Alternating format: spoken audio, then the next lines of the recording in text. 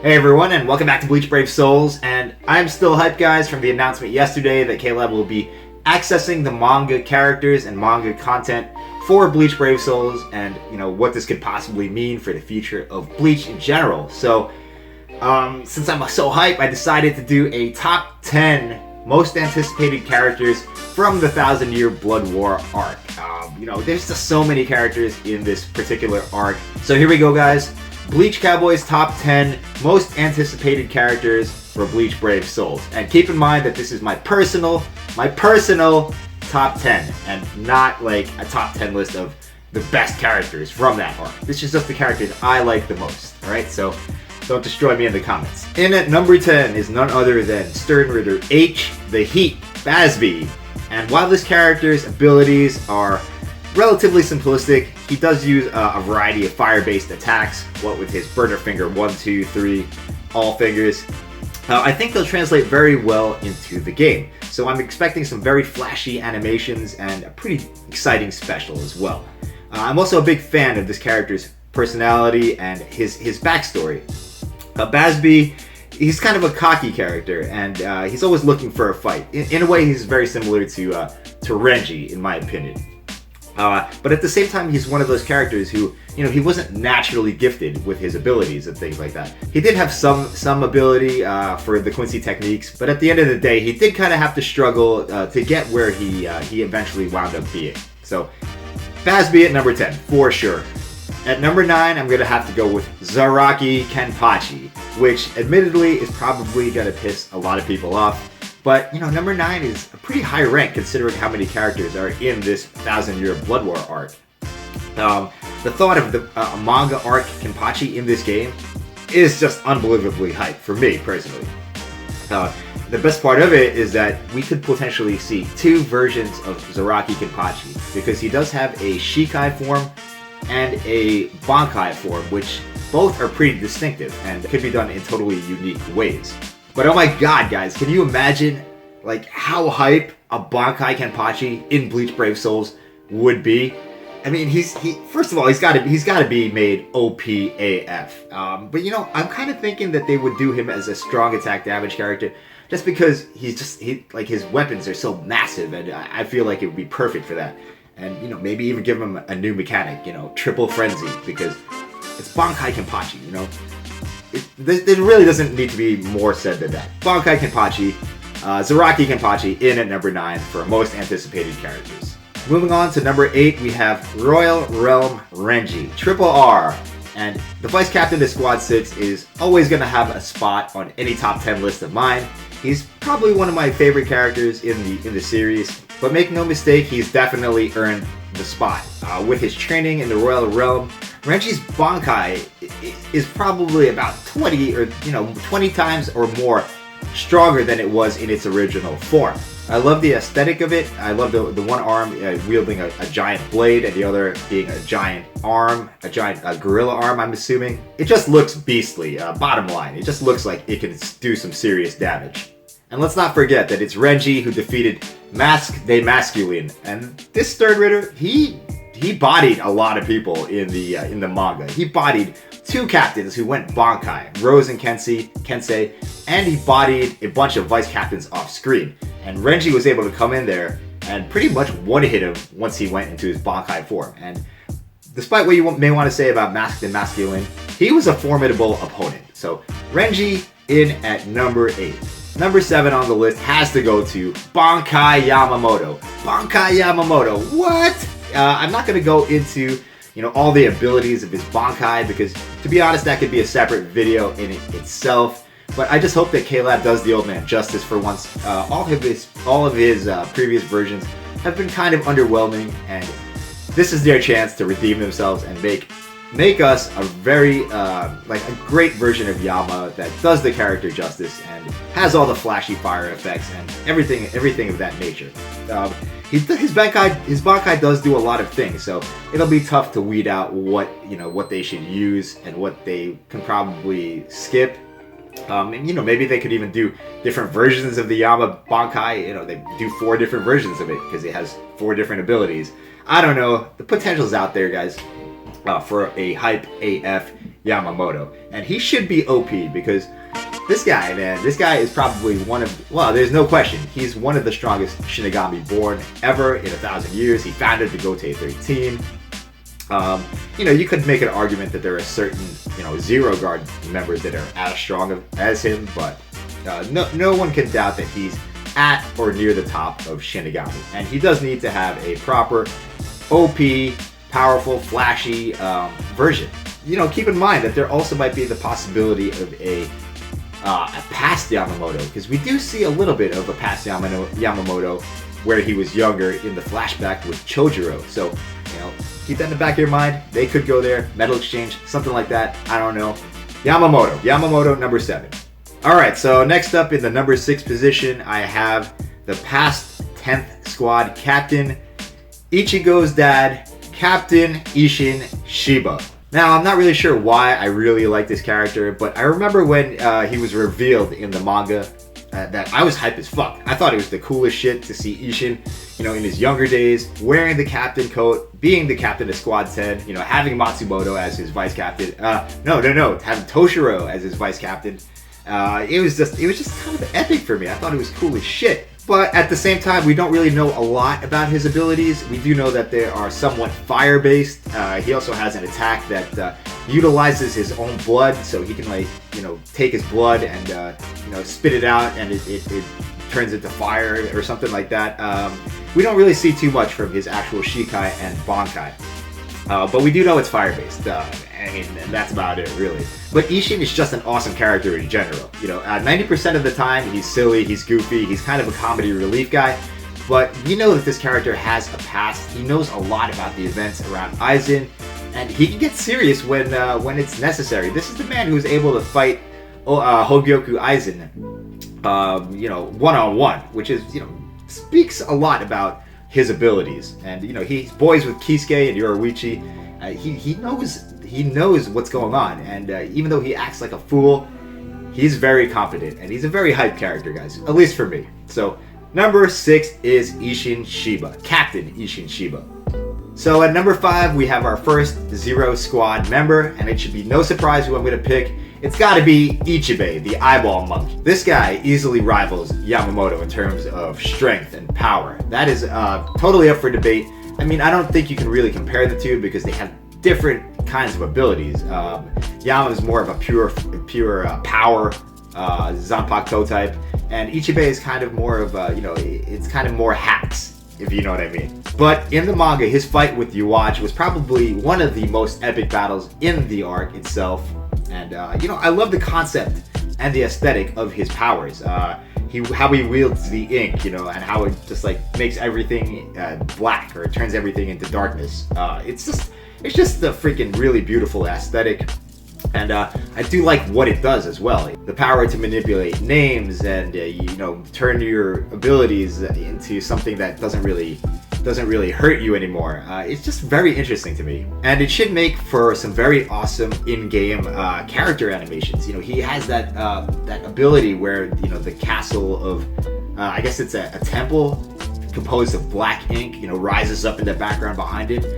He just could be a very epic, you know, character in the game, just for animation-wise and, you know, special-wise and all of that. And, you know, I'm gonna go ahead and predict that his special ability will inflict weakening. It just makes sense. That weakening makes, like, it seems like it was something that was designed for Ichibei. So Ichibei at number 5, guys. First Zero Squad member. So moving on to the number 4 spot, I'm gonna have to go with Rukia Kuchiki, and it's not just because she's waifu. Her Bankai form, in my opinion, is simply stunning aesthetically. I love the character design of it. It reminds me a little bit of Sode. It also reminds me a little bit of some kind of ice princess. It's just a very beautiful character design. And her ability to freeze things to absolute zero, you know, even to the point where things like Asnode's fear ability don't affect her, is simply amazing. Rukia has always been one of my favorite characters in the entire series, so the number 4 spot goes to the homegirl. There's really not much more to say about it than that. Rukia for number 4, hype as fuck, Bankai Rukia, awesome. Okay guys, so we're down to the top 3, let's keep it moving. In at number 3, we have none other than the man himself, Aizen-sama. Aizen-sama, number 3, without question. Now, if you followed Bleach into the final arc, you're probably well aware of the Chair-sama meme. And yes, the chair is OP AF, but I'm talking about for this game, I'm expecting them to have, Aizen standing up like as a normal character. We need to have Aizen in that black outfit with the patch over his eye, showing like how far the Shinigami went to restrain his abilities. It's gonna look amazing, guys. I love that character design.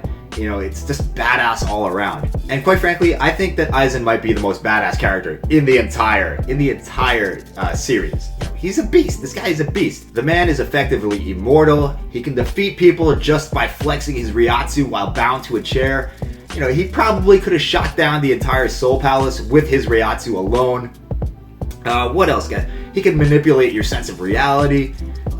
What else does this guy not have? I mean, Aizen, number 3, without question. Most hyped character. Aizen-sama has it all. Looks, power, badassery. The guy is just cool as shit. And, I'm going to throw it out there, but I predict that his special is going to be that Kido Dragon, Hado 99. There's not really much more to say with Aizen. It's Aizen. He's hype.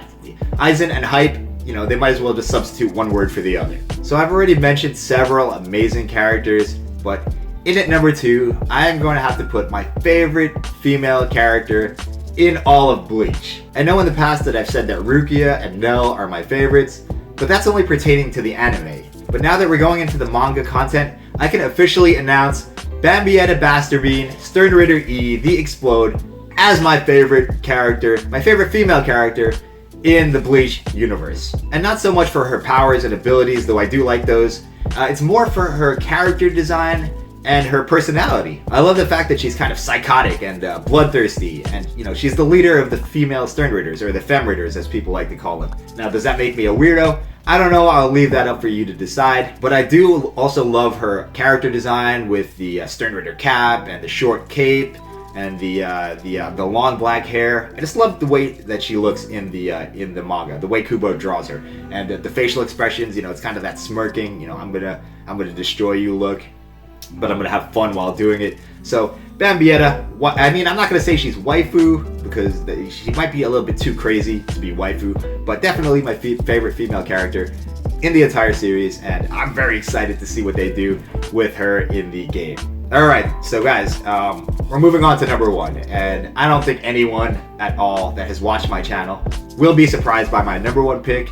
If you're new to my channel, you might be surprised, but I don't think most of you guys are new. So, in at number 1, it's gotta be the homie, Kuchiki Byakuya, number 1. Any list I make, Kuchiki Byakuya is gonna be at the top of it. I actually considered, disqualifying him from this list, but, I'm gonna put him at the top of this particular list. And I might disqualify him in future top 10s if I do things like that, but let's get into why. Now, I must admit that I do not particularly like his character design in the final arc. I don't like the hat he wears and the fact that he's got the shit covering his face most of the time, the high collar. But, since it's Byakuya, I don't care what he looks like. He's still going to be my favorite character. I'm going to be hyped no matter what. And rest assured that I will move heaven and earth to get this character in game. I don't care what it takes. It's going to happen. Like, it's almost confirmed at this point that when Kuchiki Byakuya from the Stern Ritter arc comes out, Bleach Cowboy will definitely get him. He will do whatever it takes, boys. Whatever! Now, I'm a little bit apprehensive about what Caleb's going to do with Byakuya in the game because he really didn't get any power-ups that were, in your face. We do know that he did get powered up, but the only thing that really happened to his abilities was that Senbonzakura got bigger in size, got maybe faster, just got more powerful. So it's pretty much the same shit he had before, to the next level. After his revival in the Royal Realm, he came back down to the Soul Society. He was able to solo like 5 Stern Ritters at once or 4 at once. And it was also hinted at that the volume of his Senbonzakura petals,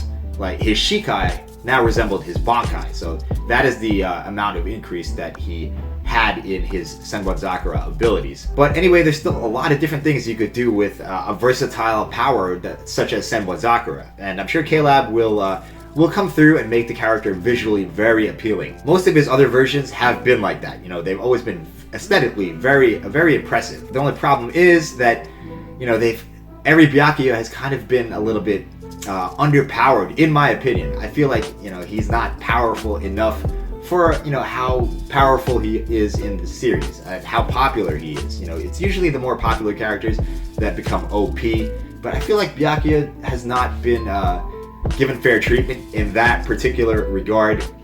You know, he's never been a meta character. I mean, maybe back in the day the original version was, but, you know, some of his new versions have been, you know, a little bit meh. You know, like nobody's scrambling to get, you know, mind Fullbrick Byakuya. You know, he's not considered one of the meta characters, is what I'm trying to say. And I want him to be at that level. And I feel like he deserves to be at that level because he is one of the more popular captains. He's pretty significant to the story. You know, just a variety of reasons. He's popular and people like him. I like him, and I'm definitely biased. Make no mistake, but I want a Byakuya that is top tier. You know, I don't know what they could give him. Maybe they give him Ranged Flurry. How about that? Ranged Flurry for Stern Ritter arc Byakuya. Please make it happen. He deserves it. Please, Caleb, please just make him OP for once. Give Byakuya an OP AF version. He needs it, man. He needs it. This is the last chance. I mean, I don't know, man. Like, just make him OP for God's sakes. You know, like, I want him to have like some kind of flurry or frenzy, and I want him to have a boost or a status effect on his special ability. Like, I don't care what it is, paralysis, something, not confusion, but paralysis, maybe something like, I guess paralysis is really the only thing that would fit for Byakuya, but maybe they'll roll out some new mechanics, like, I was thinking maybe they could have a bleed effect as well, because Senbon Zakura shreds you to pieces, and so bleed could be another damage over time effect that they could implement. I'm sure they will implement new mechanics as the Stern Ritter come out, but yeah, guys. Byakuya #1, hands down. No surprise to anyone who watches my videos. That's my favorite character. That's my boy. Always going to be #1 on any list of mine. So, that's about it, guys. Let me know what you think. I know that you will probably have a vastly different top 10 most anticipated character list than what I do. You know, I left a lot of characters off it. You know, all the other Stern Ritters, there's You Watch didn't even make it. You know, Hashwal didn't make it. Ichigo didn't make it. I mean, I could go on and on listing the characters that would be hyped as fuck, guys. So let me know what your top characters are in the comments below. Let's keep the hype going, man. Like, this is amazing. I've been riding this. I'm probably going to be riding this hype train for a few days. You know, there's going to be videos talking about what this means for the Bleach franchise as a whole. You know, this is like, I want to talk about, does this mean that we're getting an anime? I want to talk about, you know, is Bleach like, you know, is it experiencing a revival of sorts, or could it be? You know, maybe I'm a little jumping the gun a little bit, but I don't care, man. This is hype. I'm hype. I'm gonna be hyped for a while. So thanks for watching, everyone. Again, let me know your top 10 most hyped up characters for the 1000-Year Blood War arc, and thanks for watching. I'll see you in the next video. Bye bye.